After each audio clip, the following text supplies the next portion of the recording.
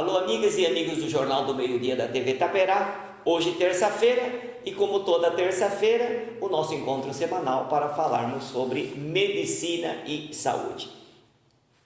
Bom, gente, mais uma vez hoje, nós temos a satisfação de contar com a presença do Dr. Sérgio Ribeiro. O Dr. Sérgio Ribeiro fez um programa de cirurgia plástica e diante de muitas solicitações e de perguntas e sugestões que nós recebemos, nós mais uma vez solicitamos a sua presença para que a gente pudesse satisfazer algumas perguntas das pessoas que vieram nos perguntar aqui na redação, enviando mensagem, e por isso que mais uma vez eu agradeço ao Dr. Sérgio pela presença, e ter aceitado o nosso convite de mais uma vez poder tirar dúvidas importantes a respeito da cirurgia plástica. Dr. Sérgio Ribeiro é cirurgião plástico de Itu e de Salto, tá certo? Muito conhecido na região, e é por isso que estamos abusando da sua bondade, por isso que convidamos mais uma vez para dar um complemento, digamos assim, das perguntas que as pessoas sugeriram ao nosso programa. Pois não, pai, fico feliz de estar aqui com vocês de novo, com seus ouvintes, para poder estar esclarecendo o maior número de dúvidas que eles tenham e eventualmente venham poder fazer a vocês. Correto. E naquela ocasião, no primeiro programa que nós fizemos, nós falamos que com o aumento da expectativa de vida, logicamente houve a alteração para melhora da autoestima, e com isso automaticamente a cirurgia plástica ela está sendo vista de uma forma bem diferente da sociedade. E aí nós tivemos algumas perguntas das pessoas perguntando a respeito do lifting. Então eu gostaria que você pudesse nos explicar mais uma vez o que é lifting. Então vamos lá, o lifting é a cirurgia plástica de esticar o rosto. Esticar o rosto de uma face envelhecida. Não existe uma idade mínima e nem uma idade máxima, que nem eu havia falado no programa anterior. Depende do que? Da criteriosa avaliação do cirurgião para ver se aquela cirurgia está adequada para aquele tipo de pessoa.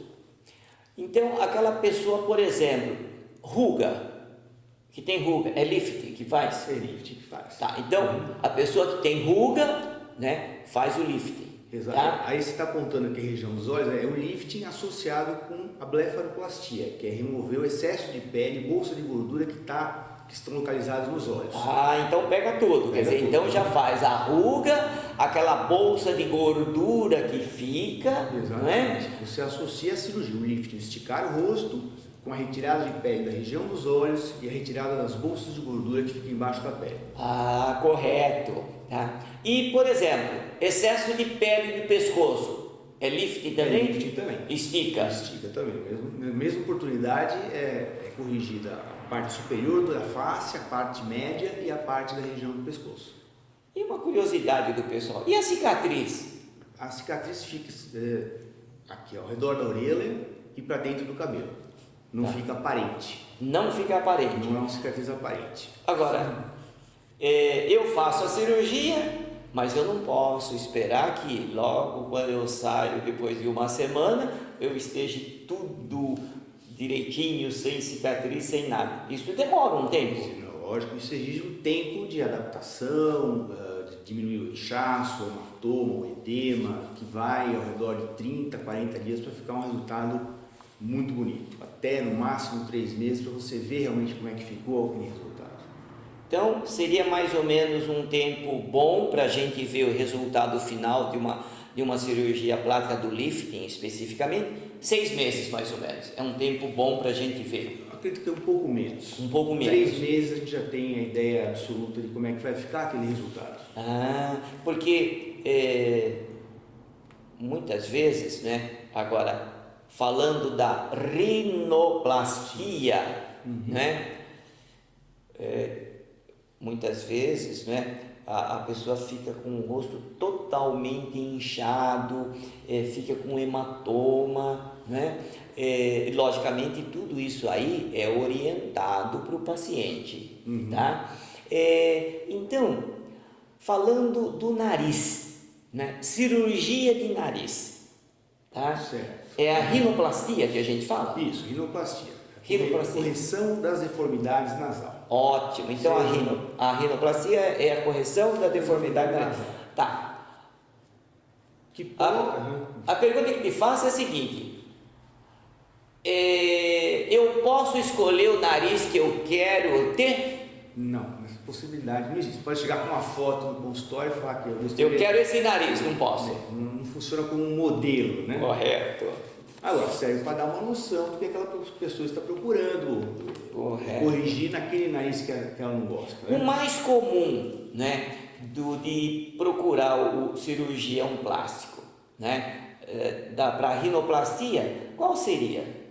Assim, para diminuir um pouco o tamanho do nariz. para diminuir um pouco o tamanho do nariz. Tá. Só lembrando também, essa cirurgia ela pode ser feita junto com a parte funcional, que é o septo, né? Que é a pessoa que respira um pouco mal. Você pode associar essa cirurgia à septoplastia. Isso seria a rinoseptoplastia. Correto. O defeito nasal e o septo nasal também. Aí eu quero aproveitar esse gancho e perguntar, voltar uma pergunta que no primeiro programa eu fiz. Por exemplo, é comum nós encontrarmos nas crianças um desvio de septo e atrapalhando a respiração, tudo, tá? Nesse caso, né, idade mínima para a gente fazer desvio de septo, e vamos supor que essa criança, né, tenha uma deformidade nasal, por exemplo, essa região mais elevada, tá entendendo? Existe uma idade mínima? Existe. Aí, nessa situação que você está me relatando aqui, ele teria que esperar o completo desenvolvimento do esqueleto ósseo nasal. Correto. Que ocorre ao redor dos 16 até os 18 anos. Correto. Então, a partir dessa idade, se a pessoa tem um desvio de septo que está atrapalhando a respiração, por exemplo, poderia aproveitar a idade de 17, 18 anos para fazer essa correção e automaticamente alterar a rinoplastia desejada. Associada, exatamente. Tá. E cicatriz? A cicatriz da cirurgia da rinoplastia, ela fica escondida dentro da fossa nasal? Da fossa nasal. Então não fica aparente também. Existem alguns métodos também que você pode colocar a cicatriz aqui nessa região chamada columela. Então também fica quase que inaparente. É uma cicatriz que você não enxerga ao longo dos anos. Realmente, para ser cirurgião plástico tem que ser um artesão mesmo do corpo humano, porque olha, para remodelar tudo isso aí, né, é uma coisa interessante. Veja que coisa interessante, então, em termos de cicatriz e em termos de recuperação, por exemplo, da rinoplastia, seria em torno de mais ou menos quanto tempo também? Esse aspecto de acidentado que você relatou no começo, aí, de ficar tudo roxo, inchado, em 15, 20 dias ele tende a sumir. Mas o resultado definitivo vai ocorrer mesmo ao redor do 3º até o 5º mês após a cirurgia. Agora, independente, vamos supor que a pessoa não tenha desvio de septo. Tem o septo central, normal, respiração nasal perfeita, mas ela quer corrigir, né, o formato do seu nariz. Tudo bem. A cirurgia, essa rinoplastia, ela dificulta assim a respiração logo no pós-operatório imediato, assim ou não? Ela proporciona algum grau de desconforto, né? Porque do primeiro dia para o segundo dia a pessoa fica com um tampão nasal para evitar um sangramento e hemorragia. Retirado esse tampão, a respiração, o fluxo aéreo é restabelecido e a respiração volta completamente ao normal. Tá. Então não tem nenhum grande desconforto, preocupação, nada disso. Correto. Agora, isso aí então, essa rinoplastia, o tempo de recuperação, você calcula mais ou menos quanto tempo? 2 a 3 semanas. 2 a 3 semanas? Olha, bem rápido, né? Puxa vida, interessante, tá? E aí eu quero chamar a atenção também, né, para o pessoal que nos assiste, né, é reforçar. Cada organismo tem a sua peculiaridade, né, tem as suas características, né? Então, não é porque a amiga ficou com um nariz bonitinho que você queira ficar com um nariz igual da sua amiga. Isso vai depender da análise do cirurgião plástico, a avaliação correta, e com isso vai ter todas as orientações necessárias para mostrar para a pessoa, para o paciente, até que ponto se pode chegar. É isso aí, né, doutor Sérgio? Correto. Bom, uma outra coisa que eu queria perguntar: mamoplastia, tá? O que é mamoplastia? Vamos lá. A mamoplastia pode ser uma mamoplastia redutora, quando a mama é muito grande, o paciente tem um desconforto, desvio de coluna, má postura, dificuldade de socialização, então você faz uma retirada do excesso de tecido mamário, automaticamente você está levantando a mama da mulher, você está fazendo uma mastopexia, né? Também volto a frisar, a idade de início é após a puberdade. A mama está completamente formada, aí você pode já ser candidato a fazer a cirurgia. Correto. Agora, em relação a essa cirurgia mais precoce, digamos assim, né? Por exemplo, a gente vê a alteração de postura, né? Consequências assim, comprometimento da coluna, né? Dores na região lombar, quer dizer, a gente vê uma série de desconforto das pessoas que têm aquelas mamas, tá certo? De um volume maior, tá certo? Que está atrapalhando no seu dia a dia. Agora, em relação a essa redução de mama e relacionado com o aspecto de uma futura amamentação, como é que fica isso aí?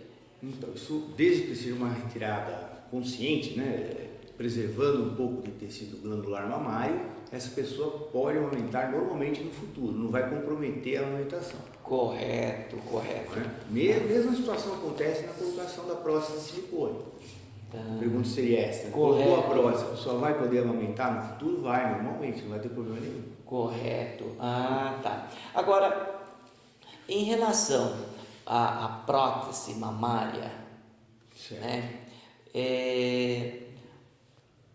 Algumas ocasiões a gente vê na mídia, né? Que deu problema na prótese, teve processo inflamatório e alguns casos até, né, de infecções tipo septicemia, coisa desse tipo, né? Como é que o cirurgião plástico vê essa questão assim de rejeição de prótese, inflamação pós-cirúrgica? Como é que o cirurgião plástico vê isso aí? Atualmente, Cláudio, esse índice de rejeição, de infecção é muito baixo. Correto. A prótese evoluiu muito, a prótese está muito moderna, o material que ela é feita agora, ela tem uma quantidade maior de invólucros que impedem o extravasamento do conteúdo de dentro para fora da prótese. Então essa rejeição outrora no passado, que era recorrente, não existe praticamente agora. Correto. A informação importante a ser deixada aqui é o seguinte, que vários pacientes nossos me perguntam: a prótese é definitiva? Chegou a ser veiculado na mídia que essas próteses mais modernas agora são definitivas. Não, a prótese infelizmente não é definitiva. Não é definitiva. A prótese tem uma durabilidade. Essa durabilidade está em torno de 15 anos, no mínimo, até chegando a uns 20, 22 anos. Em algum momento, a partir daí, essa prótese vai ter que ser trocada. Tá. Entendeu? Certo. Então, depois desse tempo, faz nova cirurgia e troca-se. Troca-se a prótese. Interessante. Veja quanta informação, né, nós estamos dando no programa, né, a respeito dessa questão da mama. E mais uma vez, doutor Sérgio, eu queria relembrar o pessoal a respeito da lipoaspiração. Nós falamos naquele programa anterior, né? Eu só gostaria que você nos explicasse mais uma vez, né, a questão da lipoaspiração e do emagrecimento, né? Por exemplo, o que é lipoaspiração e o que se espera da lipoaspiração? Então vamos lá, vamos frisar o que a gente falou um pouco aqui do programa anterior. A lipoaspiração, o que ela é? É um processo cirúrgico no qual é retirado o excesso de gordura em determinadas localizações. Jamais essa cirurgia seria uma cirurgia que visaria emagrecer a pessoa. Ninguém emagrece através de uma lipoaspiração. Existe uma quantidade precisa que o cirurgião pode aspirar da pessoa, que oscila em torno de 5% do peso dessa pessoa. Em torno disso, alguma coisa ao redor disso. Então, imagina, a pessoa está pesando 100 quilos, falar que queria pesar 70. Né? O cirurgião nunca vai conseguir lipoaspirar 30 litros daquela pessoa, infelizmente. Correto. Tá. E uma outra coisa que eu queria aproveitar da sua visita, né, uma série de cuidados, né, que a pessoa, depois de uma cirurgia plástica, por exemplo, tem que ter, né, em relação ao seu dia a dia, né, o seu modo de viver, passando agora, né, para uma cirurgia plástica pós cirurgia bariátrica, né? Por exemplo, a pessoa faz aquela cirurgia de redução de estômago para emagrecer, né? Faz uma série de dietas e aí começa a sobrar pele, tá? Aí entra o cirurgião plástico. Exatamente. Então a pessoa fez a cirurgia bariátrica, emagreceu a quantidade de quilos lá dentro da meta que ela se prontificou a emagrecer, junto com o nutricionista, com o psicólogo, e aí após um emagrecimento estável, ela procura o cirurgião plástico. E aí ocorre esse excesso de pele na região abdominal, na região das mamas, na região das nádegas, dos braços e da coxa. Então o cirurgião plástico vai avaliar esse paciente e ver o que vai ser operado de início, que geralmente é aquilo que mais incomoda o paciente, e na minha experiência é o abdômen, para depois ir realizando as outras cirurgias. Correto. Tudo ao mesmo tempo não dá, porque são cirurgias um pouco extensas, então não dá para de uma hora para outra a pessoa retirar toda a pele que está em excesso do corpo todo. Exato. E eu acho que isso é uma coisa importante para quem nos assiste, porque as pessoas, né, algumas pessoas acham que a medicina é igual mecânica de carro, que você chega na oficina e fala, me troca isso, me troca aquilo, me conserta, faz a funilaria da porta, já me conserta a roda, me faz isso. Na medicina não é isso, né? Quer dizer, é por parte, tá certo? E tem todo um cronograma que deve ser seguido. Por exemplo, a gente vê que o abdômen tem aquela pele como se fosse um avental, né? Quer dizer, isso aí que mais... avental que faz o paciente procurar para ser retirado. Correto. Então, a primeira coisa que a gente nota que vai estar importunando, deixando a mulher e o homem também preocupado é o excesso de pele do abdômen, que é o tal do avental, digamos assim. Feita a cirurgia do abdômen, digamos assim, que seja a primeira expectativa do paciente, depois de quanto tempo a gente poderia indicar uma segunda cirurgia plástica? Olha, Paulo, também é um pouco variável, cada um vai ter um pós-operatório um pouco diferente do outro, mas estando o tecido cicatrizado, as perdas restabelecidas, o paciente está apto a realizar outra cirurgia. Isso pode ocorrer num período aí de tempo entre 3 meses até 6 meses de uma cirurgia para outra. Mais ou menos, né? Correto. Tá. Olha, veja quanta informação nós conseguimos passar para você que nos assiste, tá? Eu tenho certeza absoluta que o que nós tratamos hoje, né, da cirurgia plástica, foi de encontro às questões e às dúvidas que você gostaria que tirasse, né? Isso graças à presença do Dr. Sérgio Ribeiro, que gentilmente, né, veio pela segunda vez explicar e orientar os pacientes sobre os procedimentos mais comuns da cirurgia plástica. Dr. Sérgio, mais uma vez, muito obrigado pela sua presença, tá certo? Tenho certeza que Foi de muita valia as suas explicações. Eu agradeço a oportunidade de novo e quantas vezes precisar estarei aqui para poder ajudar vocês. Ótimo, e muito obrigado mais uma vez. E você, certamente, que nos acompanha, né, compartilhe o nosso programa e leve essas informações para as pessoas que você acha que é importante. Semana que vem estaremos com mais um programa do Jornal do Meio-Dia da TV Itaperá. Muito obrigado e até lá.